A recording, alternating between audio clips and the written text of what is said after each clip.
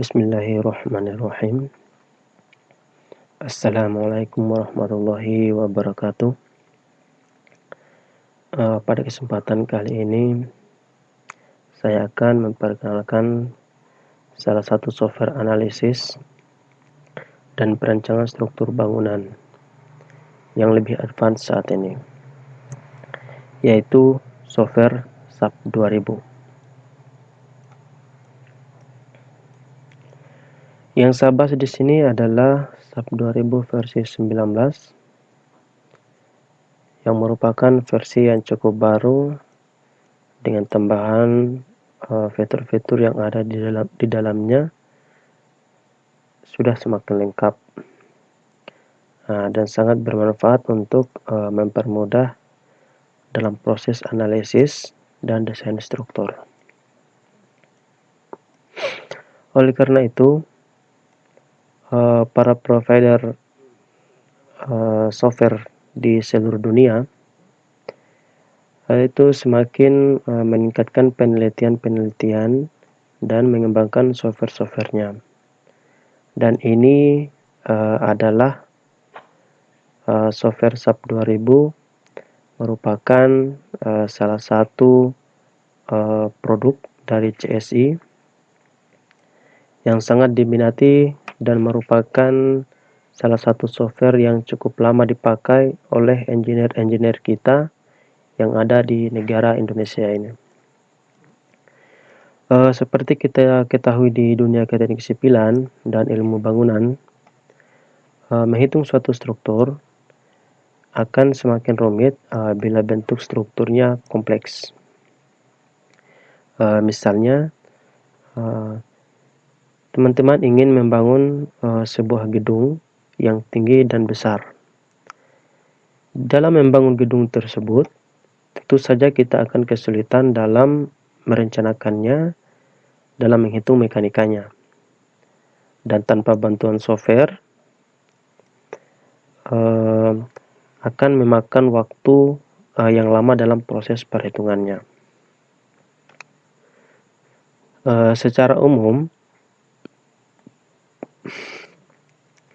pada software analisis dan desain struktur ada 3 unsur pokok yang tidak kalah penting yang harus teman-teman pahami. Yang pertama adalah pemodelan, yang kedua adalah pendefinisian, dan yang ketiga adalah hasil.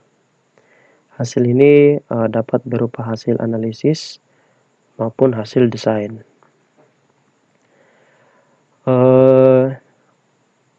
Dengan demikian, hal pertama yang harus teman-teman pelajari kali ini adalah pemodelan terlebih dahulu.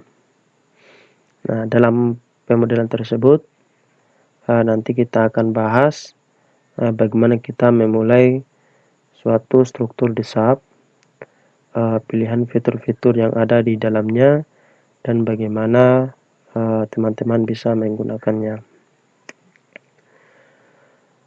Oke, setelah program SAP 2000 sudah terinstall di laptopnya kita langsung klik saja 2 kali.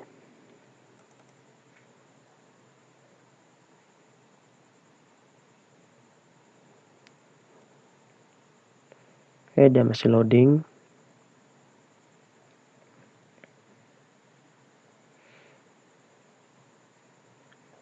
Nah, sudah terbuka. Nah, di sini teman-teman akan dibawa pada tampilan layar berikut. Di dalam tampilan ini, semua fitur-fitur yang ada mati semua. Maka untuk teman-teman, langkah pertama yang harus dilakukan adalah klik icon yang ada pada yang terletak di pojok kiri bagian atas, yaitu icon model. Langsung klik ini, atau bisa juga teman-teman pilih menu file lalu new model. Oke. Nah, Untuk lebih cepatnya, kita langsung saja buka untuk icon new model. Kita klik. Nah, kemudian teman-teman akan dibawa pada tampilan new model properties. Sebelum melakukan pemodelan, nah teman-teman langsung pilih satuan di sini. Pilih dulu satuan yang akan digunakan pada saat mendesain. Nah, di sini saya akan memilih satuan kilonewton meter Celsius.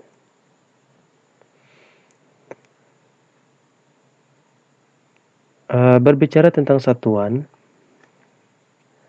satuan ini ada 3 unsur pokok yang harus teman-teman ketahui, yaitu yang pertama itu satuan kilonewton, ini adalah satuan untuk gaya. Yang kedua adalah satuan jarak, ini meter, satuan jarak, dan C adalah untuk satuan suhu. Untuk kemudahan penggunaan dalam memodelkan suatu struktur, selain membuat model dari awal, SAP 2000 juga telah menyediakan beberapa variasi template yang siap dipakai. Nah, template di sini ada berbagai macam jenis dan tipe struktur. Misalnya untuk struktur simple beam, ini untuk struktur simple beam. Untuk truss, ini untuk struktur rangka batang. Kemudian 3D truss, ini untuk struktur rangka batang 3 dimensi. Kemudian frame ini untuk portal 2 dimensi. 3D frames ini untuk portal 3 dimensi. Wall, wall ini adalah untuk struktur dinding. Flat slab ini adalah untuk struktur plat. Shields di sini itu biasa digunakan untuk struktur kubah. Staircase, di sini untuk struktur tangga. Storage struktur, di sini bentuknya seperti payung. Ini semacam perpaduan antara shields dengan struktur aksial. Nah, selanjutnya underground concrete. Nah, ini biasa digunakan untuk struktur bawah tanah dan solid models. Nah, di sini digunakan untuk seperti struktur bendungan. Dan terakhir adalah pipes and plate. Nah, di sini untuk struktur pipa. Nah, teman-teman sekalian, di sini saya akan memilih template 3D frames sebagai bidang gambar kita, dan saya akan bahas bagaimana cara membuat batang baru, mengedit batang dan lain sebagainya. Nah, nanti kita akan gunakan menu-menu yang ada di sebelah kiri ini. Ketika teman-teman di sebelah kiri ini, di sini kita akan sama-sama mempelajari bagaimana cara untuk mengedit struktur dengan menggunakan icon yang di samping kiri. Oke, kita langsung saja klik untuk 3D frames. Nah, untuk angka-angka yang ada di sini, saya biarkan saja seperti ini.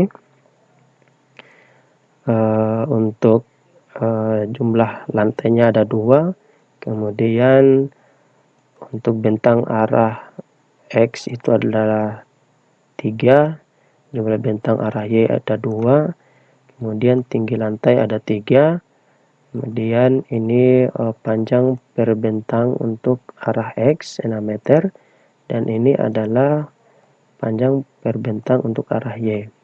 Oke, kita langsung saja klik OK.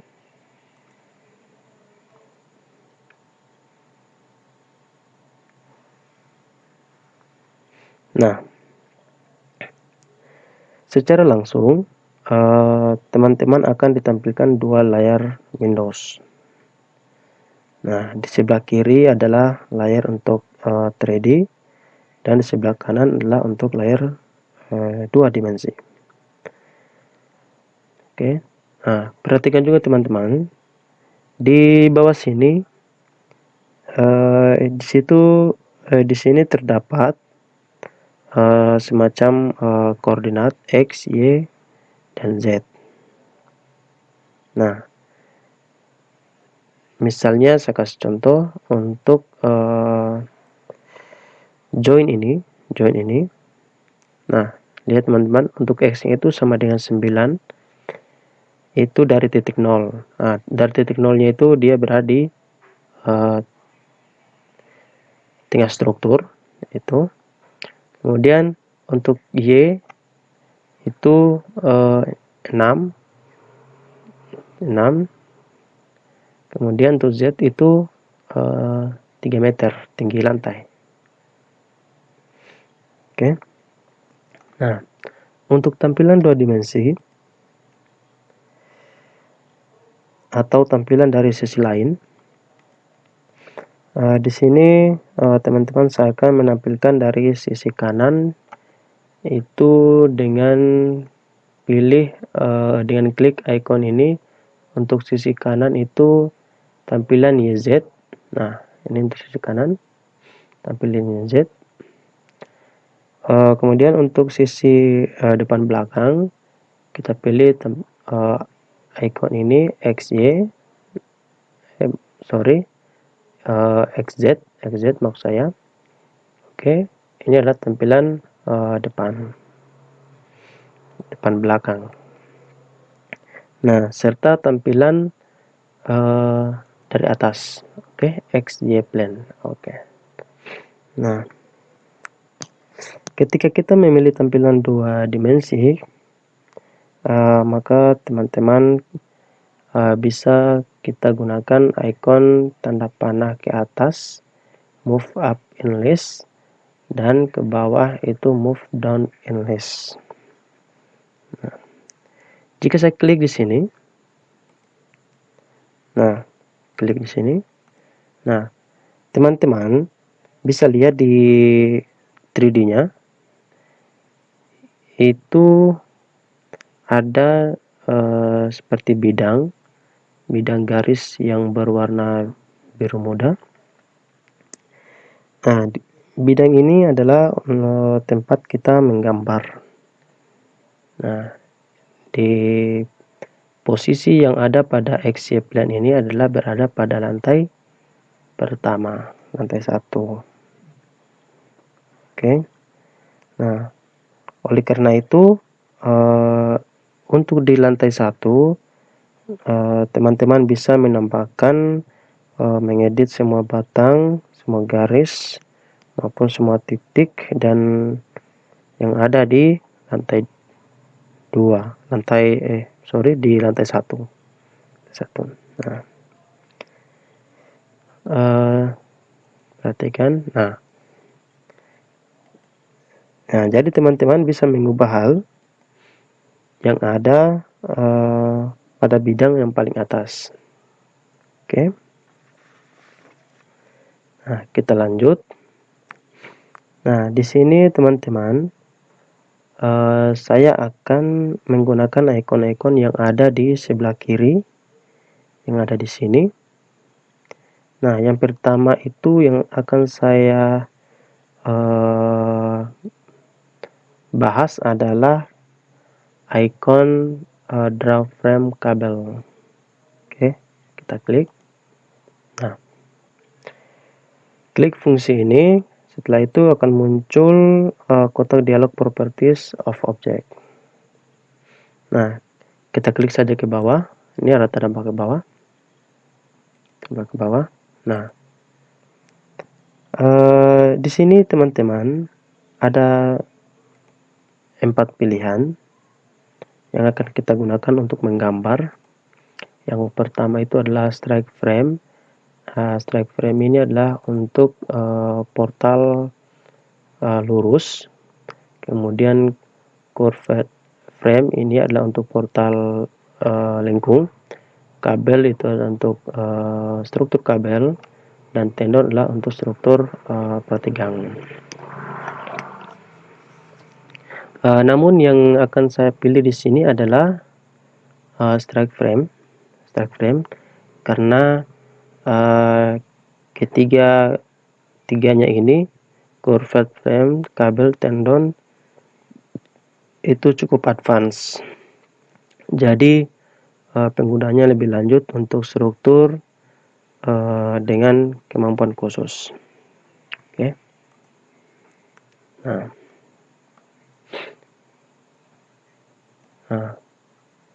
Kemudian teman-teman perhatikan itu kursor, dia sudah berubah tanda menjadi arah panah ke atas. Ini tandanya bahwa kita sudah siap untuk menggambar garis. Oke, kita klik sini membuat garis baru. Oke, perhatikan juga 3D-nya. Di 3D juga itu akan mengikut pada bidang yang saya gambar di lantai 3. Oke, perhatikan. Nah, untuk membatalkan perintah itu langsung bisa klik kanan pada mouse, Nah, oke, perintahnya sudah batal. Sekarang teman-teman di section. Nah, teman-teman di sini ini adalah untuk pendefinisian penampang. Namun untuk pendefinisian penampang ini akan ada penjelasan selanjutnya. Jadi tetap saya pakai penampang seperti ini. Oke. Nah,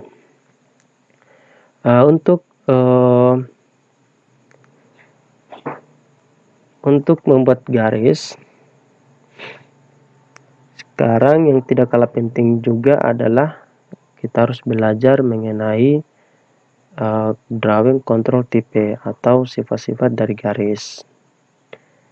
Nah, di sini, oke, di sini ada 6 sifat garis yang harus teman-teman pahami dalam menggambar struktur.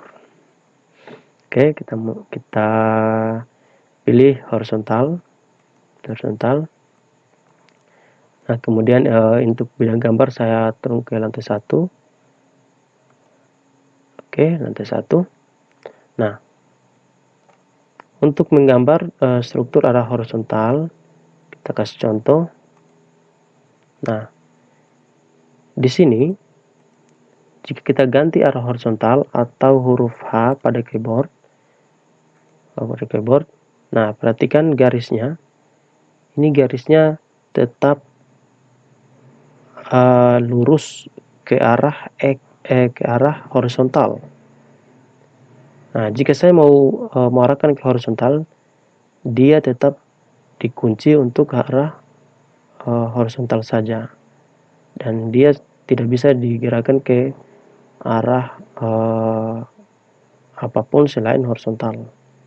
Nah, kemudian yang kedua itu oke. Nah, yang kedua itu adalah vertikal. Nah, di sini menggambar garis dengan arah vertikal.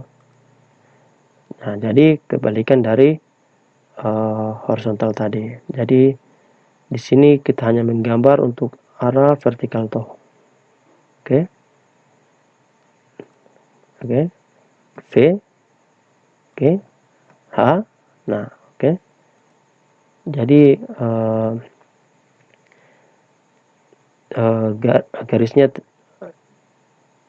garisnya sesuai dengan perintah kita kasih masuk. Oke. Oke. Nah, selanjutnya itu adalah parallel to angle. Nah, di sini secara default garis yang kita buat atau batang yang kita buat itu sudah default dengan sudut 45 derajat. Jadi teman-teman bisa lihat teman-teman. Nah, jadi untuk garis yang saya buat ini, saya tidak bisa putar ke mana lagi. Nah, jadi dia hanya bisa membentuk sudut 45 derajat. Oke, misalnya kita ubah jadi 60 derajat. Nah, oke, dia akan semakin miring. Nah, selanjutnya adalah sifat garis untuk fixed length. Nah, teman-teman, untuk sifat garis seperti ini, di sini kita diminta untuk menentukan jarak batang yang akan kita gambar. Misalkan saya kasih 10 meter. Oke. Nah, jadi untuk panjang garis ini dia berjarak 10 meter. 10 meter. Oke. Nah. Oke, 10 meter. Oke. Nah. Kemudian selanjutnya adalah fixed length and angle. Nah, di sini itu kita langsung diminta juga untuk jarak untuk panjang fixnya itu berapa dan sudutnya berapa. Oke. Di sini itu secara default untuk panjang fixnya itu ada 10 meter, untuk sudutnya itu 60 derajat. Oke, perhatikan. Nah, oke. Selanjutnya adalah fixed DH and DV. Nah, teman-teman, untuk sifat garis ini kita bisa langsung tentukan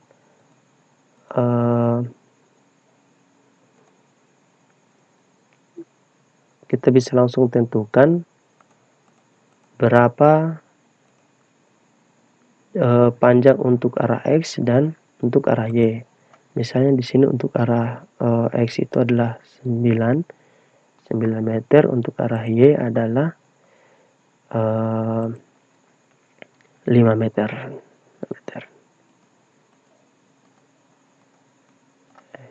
Sorry. Oh ya. Oke. Kita mulai gambar di lantai dasar ya. Lantai dasar. Nah, kita pilih ini fixed length and DV. Fixed DH dan DV. Nah.